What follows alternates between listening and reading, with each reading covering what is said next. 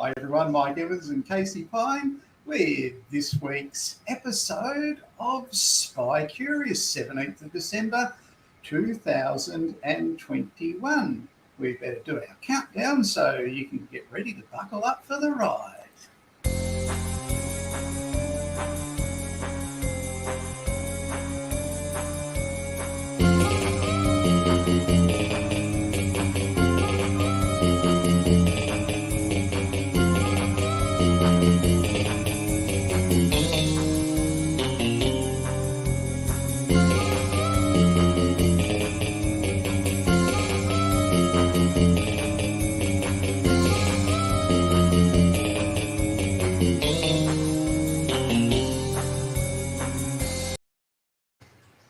G'day Jamie, good to see you. I hope you're well, buddy.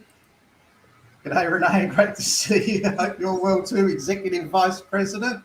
And how are you? Happy birthday for yesterday, Renee. Oh, sorry, I missed that. 21 yesterday, Renee. Congratulations. Great timing week before Christmas, Renee. How are you today, Casey? I'm fantastic. Thanks, Mike. Very good. We've got George in the house. I thought you'd be on holidays, George. Great to see you, mate. It's our alumni of the week from last week. We didn't do an alumni of the week this week. We ran out of time. Yep, ran out of time for sure. So everybody's alumni of the week this week. We'll just have to settle for that. Okay. Devastating news in Tasmania yesterday from a regulatory compliance, workplace health and safety and investigation point of view. I'll explain what will happen. The police will do their investigation into that tragic incident, each single one of them. Workplace Standards Tasmania will do an investigation into that tragic incident, every single, not just fatality, but injury and future claim for arising out of it, such as post-traumatic stress disorder. Then there will be workers' compensation investigations, public liability investigations. There may even be a local council investigation. This is going to be prolonged, awful, yet a very big tragedy, really awful, awful tragedy. There are still people in critical conditions, and the first responders, the teachers, the parents, the brothers and sisters of the deceased, it's a nightmare. So I'm just trying to explain from the point of view where if you get faced with this, Transport Accident Commission in Victoria, they have a risk management plan for just this kind of scenario, multiple fatalities, multiple injuries. Port Arthur, they had made it up as they went along. So there was some experience out of that sort of came out of that. Now, if you're an investigator, for example, you might be the workers' compensation investigator that might have to interview one of the teachers who's already been interviewed by the police, workplace standards, and the public liability investigator. This, every time an interview comes up, it's going to re-arc it for those poor people. If I could give one piece of advice to Workplace Standards Tasmania, who have no reason to listen to me whatsoever, who 2 years ago were absolutely crucified for their inability to have empathy with people who, families of people who suffered fatalities in the workplace. And I don't know whether that's been fixed, but I tell you what, they certainly have upped their self-promotion on LinkedIn and places like that. But if I could give one piece of advice from my experience, if you are asked to go and get a statement off someone that's already given 3 statements, before you get there, ask them for a copy of the statements they gave before. Now, they've given a statement in relation to a criminal matter or a statement in relation to a workers' compensation matter, and you're there to take a public liability statement, which is totally different than those other 2. But if you get the copies of the statements that they made before, and you say to the person, look, rather than spend 4 hours going through this, if I could have those, and in our opening address of your statement, I could say my name, address and contact details are such and such. In relation to the incident of the 16th of December 2021, I have provided 3 statements, one to the police, one to Workplace Standards and one to the Workers' Compensation Authority. I can provide a copy of those statements to the investigator. They are true and correct. In addition to that, I can provide the following information. And that's where you would focus specifically on your public liability questions. There is no solution to this. There's no overarching thing that one size fits all. A statement for everybody will be okay. Some people will never be able to give a statement in relation to it. They won't. What they saw was just too traumatic. They just won't be able to do that. Other people will be trying to help and will do so on the basis that they're helping. And that could be for someone that's going to be critically injured for a very long time. So they get their medical expenses paid, they get pain and suffering, they get, if they're in a wheelchair, they get their home modified from the wheelchairs and get therapy they need, that sort of thing. So we're not going into this as investigators to sticky beak or find out salacious information or whatever, or point the blame. Our angle that we do it comes from this is what the compensation people require to know for the person to get that compensation. It's not that it didn't happen or anything like that, or they're going to wriggle out of it. It's they have to have this information, and according to what's supplied to them, then they will apportion it appropriately. And don't worry, government regulators, that sort of, will be watching it with a very keen eye. So a little bit of empathy. If the person's made 3 other statements, and it's highly likely those in the thick of it will, then you say, yep, they're true and correct, been supplied a copy, and additional information I can provide in relation to what you need to know is simply this, this, this, and this. Okay. So, tragic day. It's nothing new in Tasmania. There was a person, a fatality in Brighton show, at the Brighton show in Tasmania 25 years ago, a single person on one of those things. Same thing happened. So you'd think lessons learnt 25 years ago would have resulted in regulatory compliance enforcement being monitored. I'm sure it was. I'm not here to pan Workplace Standards Tasmania on a tragedy. There's no political points in that. So just my little tip there. If I was at Workplace Standards Tasmania, I would ask the Premier if you could have 2 people who become the coordinators of the people that have to do the investigation. I'm sure they had similar things for the Victorian bushfires, for the Queensland floods, a whole range of areas. This kind of scale is nothing new, but a one standard coordination point for appointments and things like that may assist in the response down the track, which is going to be 3 months, 4 months, 5 months. It's not the urgent medical attention response that's going on now and the initial criminal investigation. So just looking at it, if you are asked to do a statement in relation to that, that's my little tip. Get those other 3 statements, make clear they're true and correct, and then get your particulars of negligence covered in the common law claim that you have to for the Tasmanian Education Department and whoever you represent. It won't be pleasant, but it's what we put our hand up for. You constantly hear me referring to throughout this fatal accidents. You don't ever hear me referring to multiple fatal accidents first time. So that's just something that we can all keep in mind, empathy, a little bit of risk management planning. The whole idea of risk management and the concept of it, and I've explained it in other programs that you do, is it's less expensive and more intelligent to build a fence at the top of the cliff than it is to park an ambulance at the bottom of it with 2 personnel inside it to deal with people that fell off the cliff. So falling off the cliff or jumping off the cliff or whatever, it can't be done if there's a fence there. That's your risk management or security risk, whatever you want to refer to it. It sounds simplified, but it could be a school excursion involving boats. It could be a range of different things. If it's properly risk managed, then it's foreseeable and it shouldn't happen. So I won't mention it again, but it's just topical, something that came up this week. We're overloaded with jobs this week. This is what I'm going to cover today. Vacancies, news, Casey's tips, the blind investigator. Now, this is coming up, people. You're going to really enjoy this.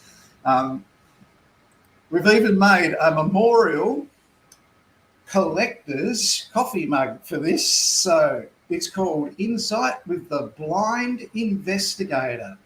Starting early in 2022, on this program, you are going to meet Victoria's blind investigator. Now, it sounds like Ironside TV show in a wheelchair, doesn't it? But it's real. I first met the blind investigator 16 years ago. And we've been friends ever since. He still works as a licensed private investigator in an advisory role in his retirement. He just won't go away. So it's going to be part of our program and something that you're going to enjoy. It's a laugh a minute, and it will be coming on early in 2022. He's just written a book, and so each week we'll have a little segment. And for those of you that participate in it, you might win one of our 20 only limited edition coffee mugs that we've had specifically designed for that event. Something to look forward to add to your coffee mug collection. I mean, if you just got an ordinary coffee mug. How do blind investigators find their coffee?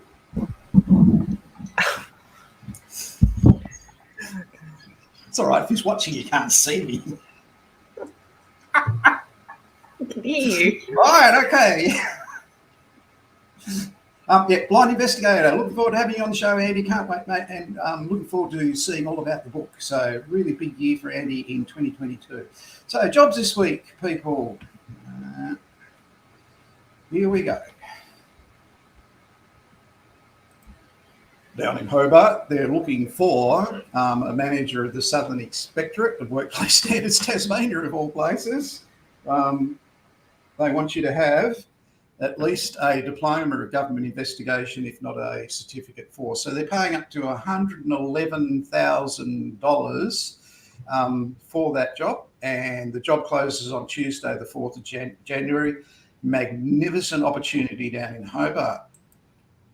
So that's a government investigation role. You need government qualification. This is a beauty. From Victoria, 8 compliance officers are wanted. You must have a certificate for or diploma in government investigation, probably from the Australian Security Academy, I would suggest. And from your desktop in Queensland, Western Australia, South Australia, or Flinders Island, you'll be able to work for them. So get on our Facebook page, people, and have a look at that job. You'll see all the jobs I'm talking about here on the Australian Security Academy's Australian Private Investigator, Corporate and Government Investigation jobs. That is a compliance role in Victoria. You do not need a private investigator's licence for that, but you will need a certificate for a government investigation or a diploma of government investigation. And you will be enforcing compliance on your desktop all around in Victoria from anywhere in Australia. So you could live on Christmas Island, wherever that is, and do it. MJM are after a surveillance investigator in New South Wales. Great opportunity with MJM. This is another one. So it's in Perth, Adelaide. I've missed Adelaide there, Melbourne, Brisbane and Sydney. Compliance officers in the childcare industry. You've got a certificate for in government investigation. They want you going out and enforcing compliance with them. So MJM, you must have their private investigator's licence. And this is a beauty with precise corporate risk and investigations on LinkedIn yesterday. So they've got immediate factual investigation work in Victoria. They've been around forever. I actually met John from Precise on the same day I met the blind investigator. I'll never forget that. So John and Tass down in Victoria, they've got an opportunity there for licensed investigators in Victoria to do workers' compensation and negligence and liability investigations. Get in touch with them. If I'm going too fast for you, just wherever you've watched this, whether it's on Facebook or YouTube or LinkedIn or wherever, once this is over and you had a cup of coffee to settle your nerves with all the excitement that's in here today, hit replay and stop it at this point, which is 15 minutes, 37 seconds. That's where you'll see Precise corporate risk opportunity for licensed private investigators. So that's not a bad list of jobs. 1 week before Christmas. Casey, what do you got for us this week? I have more marketing this week. Fantastic. Back after popular demand. So after what we spoke about last week, I thought I would go a bit more deeper to, like, it's just the perfect time because we're coming into Christmas and we're moving into a new year. You should already be looking at what steps and what goals you should be setting for your business for next year. So this is the perfect time to dig a little deeper into marketing and look at what you should be doing. So again, it's 3 tips. And again, I'm starting with start. I know I keep doing this, but you just have to start. So many people do not start. And I'm going to give you a really simple way to help you start it up. So 2 important things about marketing is that you need to start before you're ready. A lot of people get imposter syndrome when they first get their qualification and they're like, oh, I don't know much, I'm not very good.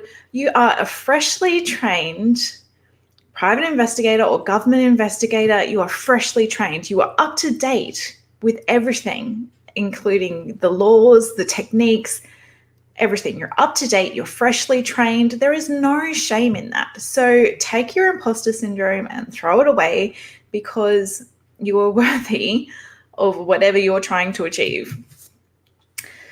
So start before you're ready. Ignore your imposter syndrome and start before you need it, because a lot of people start marketing when they think they need it. They're like, oh, business is slowing down, so maybe I should start marketing now. No. You should have started before. Well, if you haven't started, you should always start now. But don't start when it's too late. If you're starting to feel the squeeze from not marketing, you should have started already. So this is just even more motivation to get started now. And it's a long game. It's not something that's going to yield instant results. So you might have a couple of word of mouth jobs coming through and bits and pieces from here and there, and you're starting to establish really good relationships with different agencies or whatever. And you're like, oh, well, I don't need marketing. No, you do, because people change jobs, different agencies. You contacted an agency, that job might be given to someone else, and so the jobs slow down there, and agencies come and go, jobs come and go for agencies and private clients. So always be marketing, just always be doing it. It needs to become a part of your business. It's really, really important. And the sooner you start, the more you can get on a roll. Okay, so number 2, this is where we get started. And this is what I call the no plan. It's an experimentation phase. And a lot of marketers don't do this. A lot of marketers make you kind of jump straight into a plan, and they give you a plan and they say, this is what you should be doing. You need to be doing X, Y, and Z.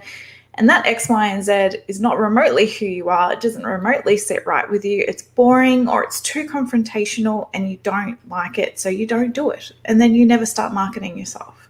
So the experimentation phase is to have no plan. You just start marketing. You just start doing things. And I've got some things here to help you on your way. So I actually have a handout that I'm going to go through, that if you want this handout, you can get in contact with Mike and he will get it through to you. And I want you to understand that marketing is 100% necessary for your success. So we don't want you to hate it. We want you to enjoy whatever marketing that you're doing because it is a part of your business. So with the first stage, I've created a little handout that, as I said, you can get in contact with Mike and get him to send it to you. So this is the explore phase. So what are you good at? Do you like writing? Maybe you're good at the written word. Maybe you're good at short form, or maybe you're better at long form. How are you on video? Remember, I said last week, video is king. So I really want you to have video on your list, regardless of whether you do like it or not. But to begin with, if it's really confrontational for you and you have other skill sets, absolutely tackle those other ones first. Maybe you're really good at imagery. So maybe you're good at creating graphics on how to, or maybe you're good at posting to Instagram, or maybe you're good at the spoken word, but not so good in front of a camera. So for example, a podcast. And so you just print this out and then you tick in the box next to it what you're good at, or like put a big cross through what you are not good at. So I've just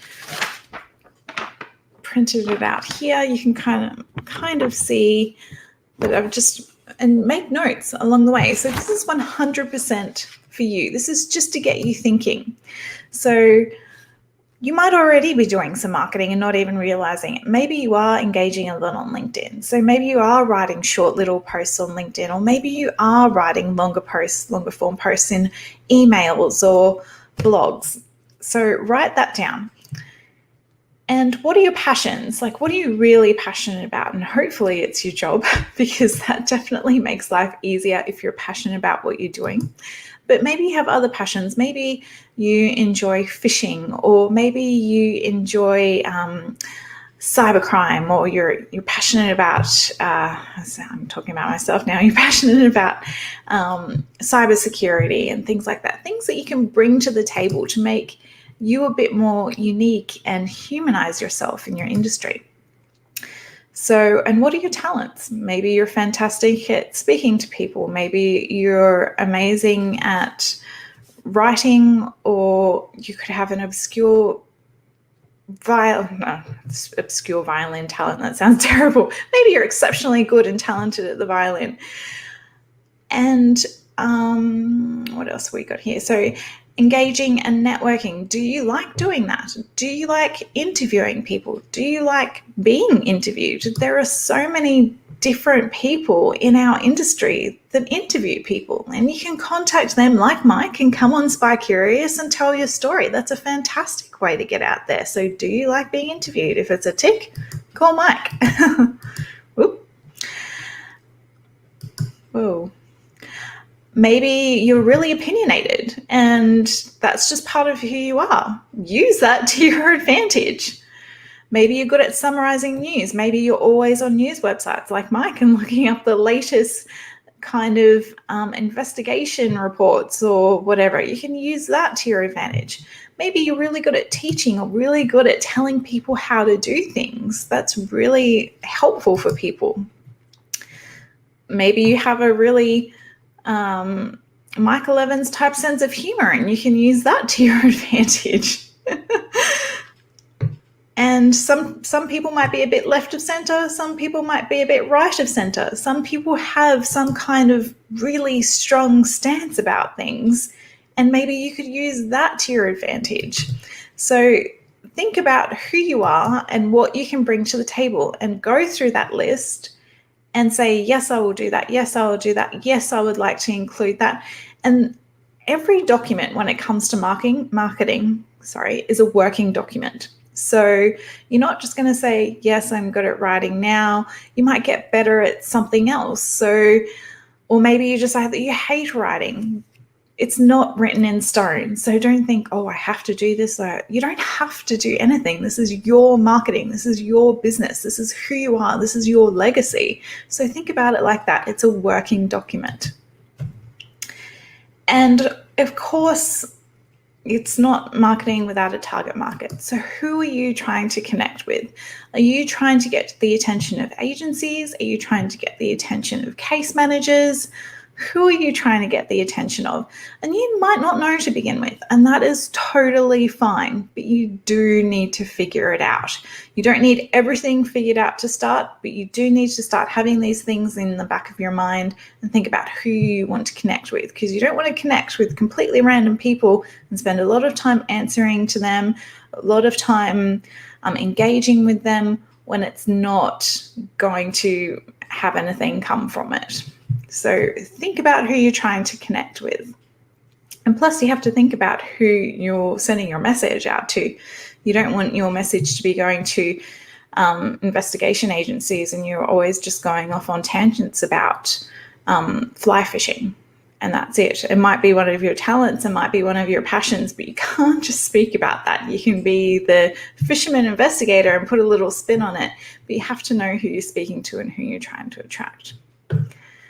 And okay, the second part of this handout is platforms. So no doubt you spend time on these platforms already. So you just go through in this exploration phase and put a tick or a cross next to the ones that you would like to spend time on marketing yourself. And it might just be one. It might just be LinkedIn. It might just be Facebook. It might just be that you answered in your Explore that you like teaching and you like answering questions. Maybe you just answer questions in Quora. So just find something, even if it's just one thing. Don't make it more than 3. Don't complicate it for yourself. Don't make it so big that it takes extra time away from the other things that you need to do in your business.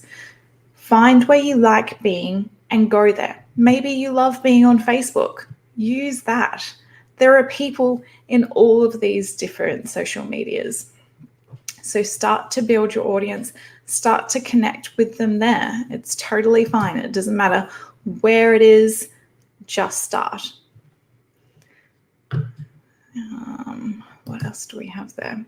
Yeah, so tick wherever you want to be, tick where you think you will actually go. Remember, this is, as I keep saying, the exploration phase. There's no point in saying, well, I'm going to start a Twitter account, even though I've never been on Twitter before, unless you really, really, really want to be on Twitter and that's what you want your thing to be. Don't start on Twitter. Start on somewhere where you already are, which makes it so much easier. It lowers the barrier to entry in your brain, because if you have something else, if you have to learn something else, then you put it off, you put it off, you put it off. So if you're already on Facebook, if you're already on LinkedIn, use those platforms that you're familiar with and get started there. So in the exploration phase, spend some time developing it, getting to know what you're good at. Maybe you have a little go at everything. Maybe you write some short form things. Maybe you put up some infographics. Maybe you have some videos.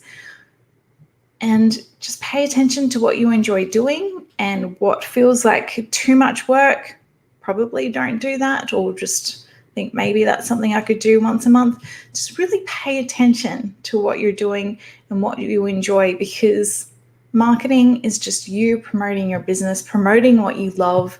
It shouldn't be rocket science and it shouldn't be overly complicated. So once you get through this explore phase, sorry, Mark, I'm taking a bit of time. So once you get through this explore phase, you're going to come out with a really good idea of what platforms you want to be on, what you want to do, what your talents are, what your voice is, because you've spent some time developing it. As I said, it could take a couple of months. It could take 6 months. It could take a year. Probably don't make it take that long, but just put some dedicated effort into exploring, figuring it out, and then you have to put it into a plan. So phase 3 is the dedication phase. And at the end of your exploration phase, you really have to ask yourself, did I actually explore? Did I actually really try and market myself on these different things? Because if you didn't, well, can you actually do it yourself? If you can't, which there's no shame in, and there is a lot of people that can't do it themselves, maybe you need to think about budgeting into your budget every year to have a social media manager, who basically you just say, find news articles and we'll get a copywriter and do bits and pieces, and things can go out that way. So you really need to say, well, can I do this? Can I do this by myself? And if you can't, hire someone. If you can, fantastic. And again, basically, what did you enjoy doing in your no plan phase? What did you learn? Now is the time to set your goals and to create a schedule. So a lot of you might already be, as I said, marketing yourselves inadvertently by being active on LinkedIn, being active on Twitter or on Facebook, and you've had your exploration phase. You know you love being on LinkedIn and engaging with everybody. So you're like, this is what I want to do. I'm going to put more effort and dedication into it. So then we go to goals. Thanks, guys. So what goals do you want to set for your marketing? So do you want more presentations? Sorry, more presentations. I'm reading George's. Thanks, George. Do you want more connections? How many posts do you want to post a week? What's your reach? How many people do you want to reach a week? How many followers do you want to get on Facebook or on LinkedIn? What engagement do you want? How many posts do you want to do? And this, as I said, is a working document. These were just examples of goals that you can set. And whenever you manage to monetize any of this in any work that you do, it's a really, really simple question. Well, how did you hear about me? Or how did you hear about us? Get used to asking that question, because you need to know whether or not the effort that you are putting in is working. So I'm pretty sure I had Pinterest on that list. I did. If you're putting all of this effort into Pinterest and it's not getting you anywhere, for example, then maybe you need to think about moving to a different platform. You don't want to be putting effort in and throwing all of this marketing time into a platform that isn't going to work. You need to know whether it works. And that's the simple question of, how did you hear about us? So set your goals. And how many people do you want to reach, or how many clients do you want to get from your marketing efforts? It's really important. So when you set those goals, then you can schedule on how to reach them. And it doesn't have to be overly complicated. It might just be, on Monday, I post a news article on, for example, if your platform is LinkedIn, you post a news article. On Wednesday, you might post a did you know? On Friday, you'll post a little video, or whatever you've chosen as your strengths. Schedule your posts and make sure you stick to that schedule, because algorithms love it when you schedule things and show up at the same time over and over and over again. So scheduling is really important, and it reminds you to do it. And don't forget that this phase is the dedication phase. This is where you're going to dedicate yourself and schedule it and get it done. So what else do I have there? Oh, it's more refined, but it's still not perfect. You don't need your marketing efforts to be perfect. You're going to make spelling mistakes. You're going to slip up, like me, 1,000 times.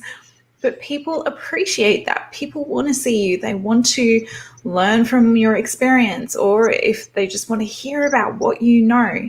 And that way you're getting yourself out there. It's really important these days, especially if you are self-employed, to network and market yourself online, because that's the only way you get out there. And hopefully you have a website at this stage as well that you can direct people to. So also, sorry, I'm just checking my notes here, making sure I didn't miss anything. And with the dedication phase, it's really important that you don't stop. Anyone would think that Coca-Cola, which is one of the most recognized brands, not just drinks, the most recognized brands in the whole entire world, you would think they could just maybe give their marketing a break for a year. I mean, they've got it pretty sweet. But no, as I said at the beginning, marketing is a long game. And for example, Coca-Cola understand that, and they're constantly planting the seed. They want you, when you go to a takeaway restaurant and they say, what drink do you want with that? They want Coca-Cola to fall out of your mouth. Coke. I want a Coke, not Sprite. You don't see Sprite ads everywhere. You don't see Sprite. It's Coke. And they want you to automatically say them. And they have a whole generation of kids coming up that they need to market to.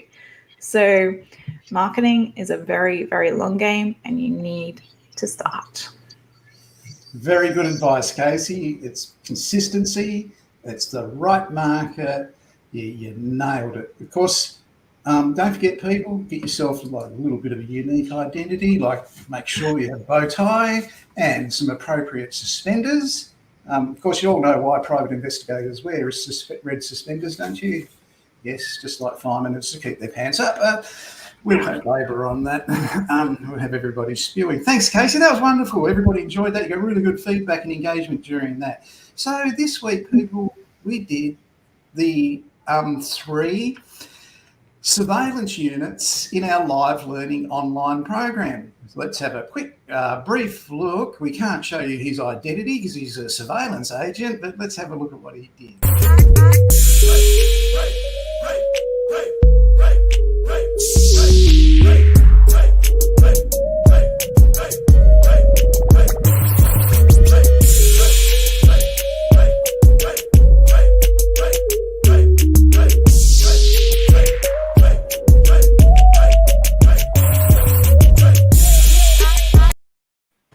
So Alex presented surveillance vehicles, surveillance report writing, and conduct surveillance all this week. There was over 4 hours, it was more than 4 hours of presentation from a surveillance investigator that writes surveillance reports, that drives surveillance vehicles and conducts surveillance. You'll never get a better learning opportunity than that.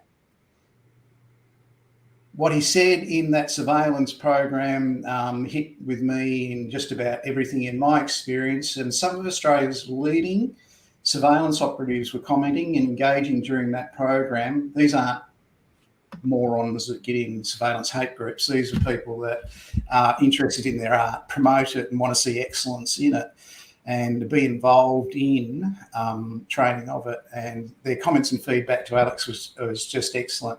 So if you're an Australian Security Academy student and you haven't seen those presentations and you want Casey's marketing handout, there's the address to contact me and say, hi, Mike, I need to see Alex's 3 presentations and I need Casey's marketing handout and I need my AirLap membership badge to put electronically on there, and we'll organise all that for you. So Alex did that. In the news this week, I always maintain that you learn 3 things every day as a licensed private investigator. It's impossible not to.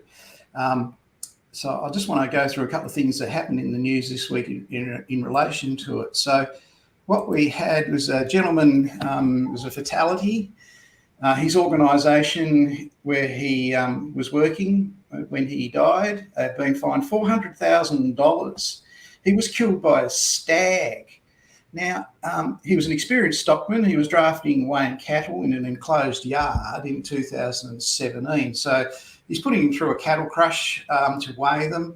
That doesn't hurt the cattle. That's just the name of it. And they go on a set of scales, and the weight's very important in relation to beef cattle.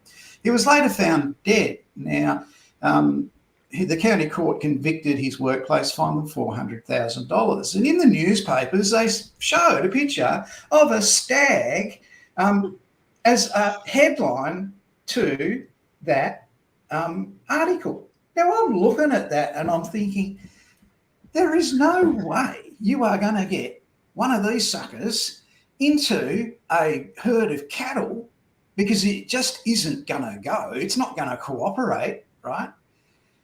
And how could that possibly happen? Because all the cattle look like this and the headlines look like that. So what's the big deal with this? I'll show you. When a male calf is born, it's called a bull calf. That's it. It comes out as a calf. It's a little bull calf. Between 6 and 3 months of age, it's castrated, and then it becomes a steer. So a steer is a male animal that has been castrated, and it's going to be a beef cattle thing. So it's going to be sold to the butcher shop and you're going to buy it as steak, or you're going to eat it in a Chinese restaurant as, I don't know, beef madras or something. So they castrate them, but they're easier to handle because these things, they're boys by nature and they have tempers and they like to fight each other and be dominant so they can breed with all the girl cows, and they're very difficult to handle on a farm. So they're born, they're a calf. They're castrated, they become a steer. Now, if the castration process doesn't work and they are a quarter castrated or half castrated or 3/4 castrated, they become really cranky. I would too. And they become very, very hard to handle. And they are called a stag. That's what they call them. But they are one of these. So the investigator that went out for the common law claim in relation to that matter, he was listening about stags, and by the end of the interview with the organisation, she or he would have realised that this is what they were talking about, and they learnt that. And they would have learnt about the process of beef cattle production and weighing them and handling them, and whether there should be 2 people there or 1, whatever. So that was an interesting one that came out in the news. Very sad for the man's family. And the wife made a very pleasant statement about farm safety in relation to that too. Just quickly, because I'm conscious of time now, I missed it before. ProCare are looking for an intelligence case analyst.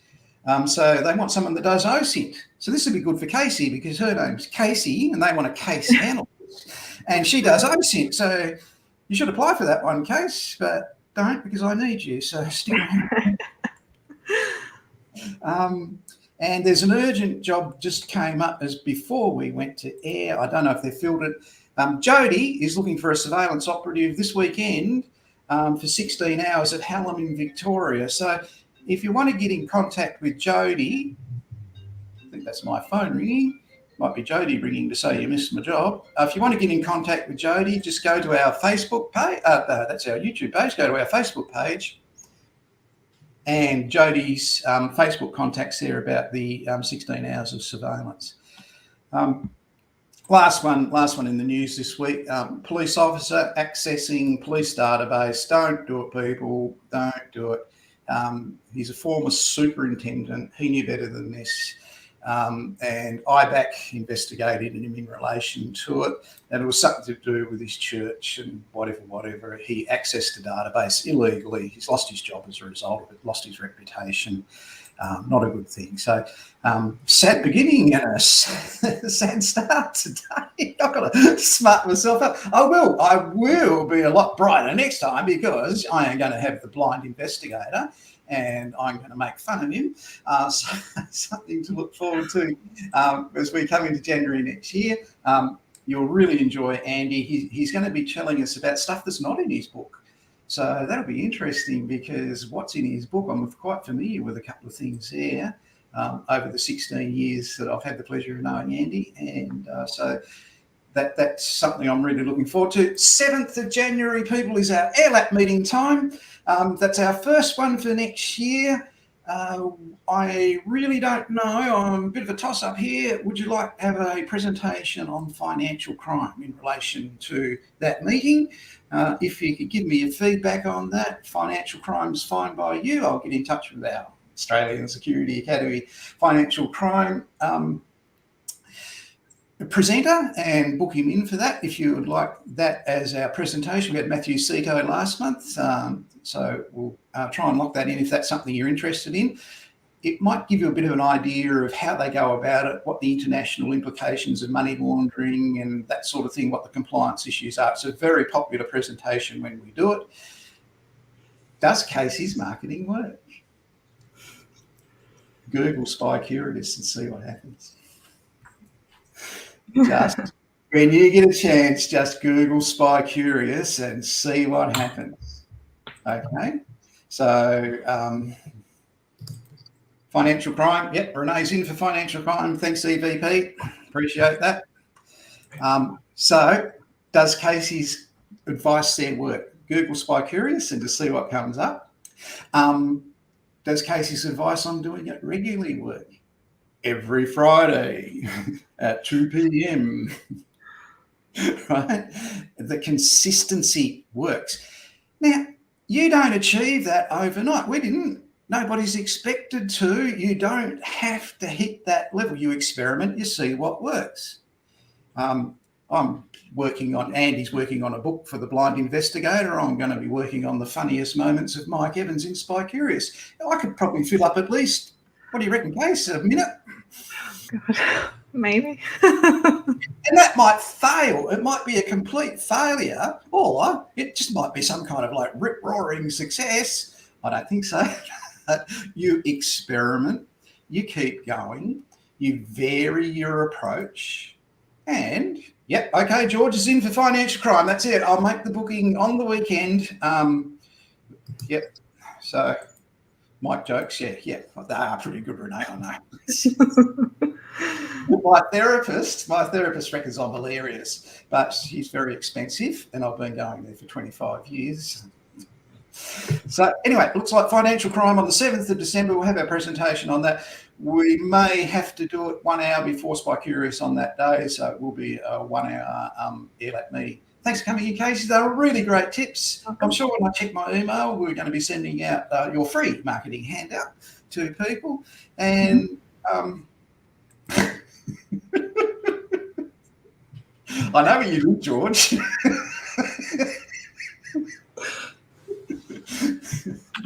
I did promise to have a movie about our Koreans yesterday in our surveillance program. I haven't had a chance to be able to pick it. I'll try and get that together so next week. So that will be in Spy Curious episode 121. Do apologise for that. I'm really good at promising things and not delivering. But we'll pick that up back next week. And Casey and I will see you next week. Here's our outro.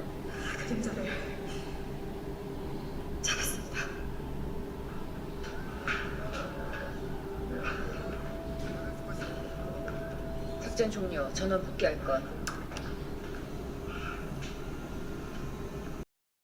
And that's how every investigation agency finishes its week, with all units returning home. These 2 units are saying goodbye. See you Christmas Eve. Goodbye.